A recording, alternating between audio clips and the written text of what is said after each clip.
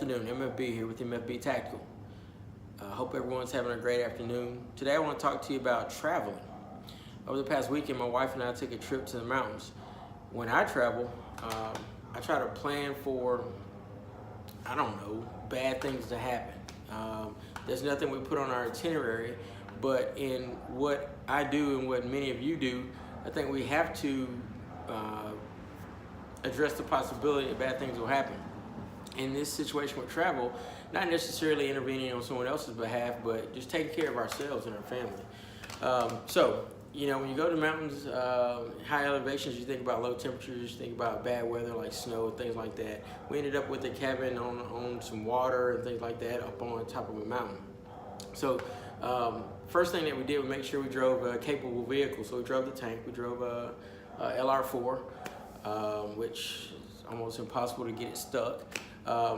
Now inside of that, I was thinking, well, what happens if we're on a mountain and we break down? So, we made sure that we brought a small generator, a little tailgate generator.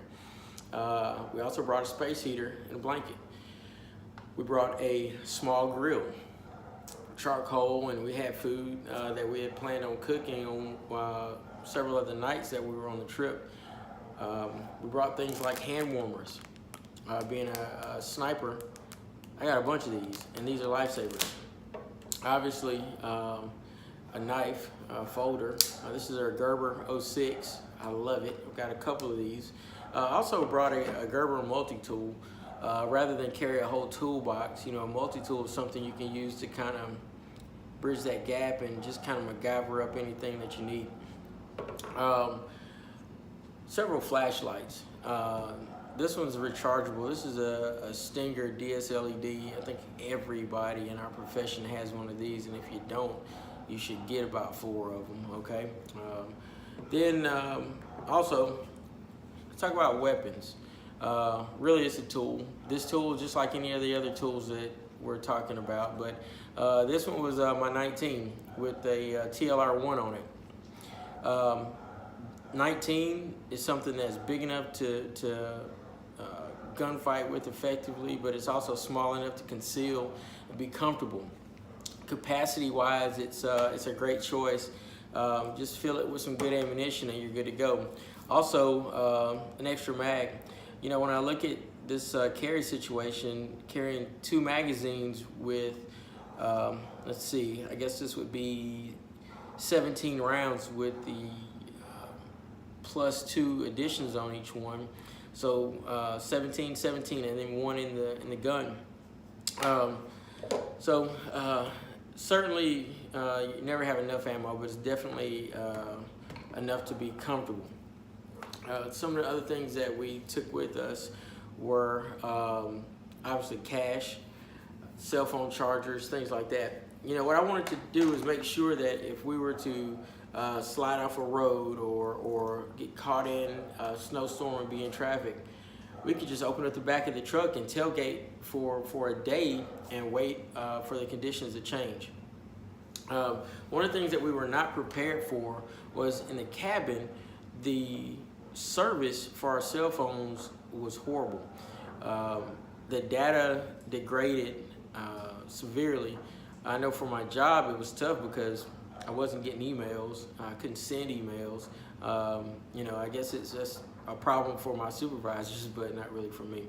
But the other thing was we weren't able to FaceTime with friends and family and things like that. Now I know for some, when you go on a getaway, you don't want to do those things. You go to decompress and things like that. But I know for me, I get anxiety if I can't make sure things are running smoothly and that questions aren't being answered and things like that. I don't want things to pile up for when I get back.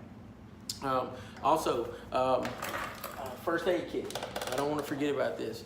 I thought about just taking like a tourniquet with us, but I thought about, our plan was to go hiking. What I didn't want to happen was for us to go hiking and situation arise where we needed a splint, not have one, or there be a serious issue with bleeding or something like that, or we have an issue with an animal, or even frostbite or shock from exposure, things like that. So brought an entire first aid kit, and I think that was a good call. All the stuff we talked about didn't take up much room in the back of the vehicle. So now would that change? Yes, it changes depending on who's going with you, where you're going, and what you plan on doing. So I think those of us who have the skills and the knowledge to think about these things and make good decisions, we need to evaluate every situation and decide what we need to take care of ourselves when we go on vacation. I find that when I prepare properly, I can relax. The whole time that we were there, I didn't worry about anything because I knew that whatever came up, we were going to be prepared. So, hey, that's MFB's take on traveling for vacation. If you have any questions, hey, shoot it to us in the comments, or you can look us up on Instagram, MFB Tactical. Otherwise, have a great week and be safe out there. MFB out.